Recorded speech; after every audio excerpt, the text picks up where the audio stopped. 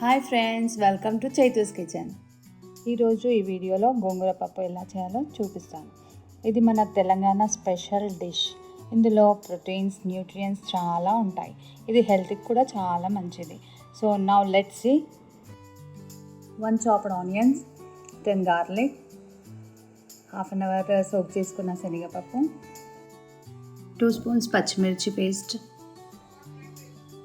Half an hour soak చేసుకున్న పల్లీలు, హాఫ్ కప్ పెసరపప్పు, ఓవర్ నైట్ సోక్ చేసుకున్న శనగలు, 1 ఫుల్ బౌల్ ఆఫ్ గోంగూర. శనగలు, పల్లీలు, శనగపప్పు, పెసరపప్పు కుక్కర్లో వేసేసుకొని 1.5 గ్లాస్ వాటర్ పోసుకొని కొంచెం పసుపు వేసేసుకోవాలి. ఒక 2 విజిల్స్ వచ్చే వరకు స్టవ్ పైన పెట్టండి.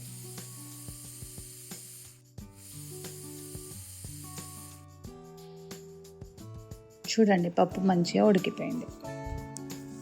ఇప్పుడు దీంట్లో ఇంకా హాఫ్ గ్లాస్ వేడి నీళ్ళు పోసుకోండి.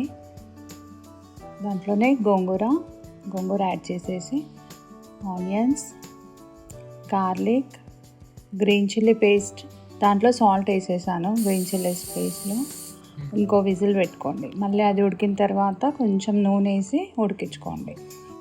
గోంగూర పప్పు ready. Thank you for watching.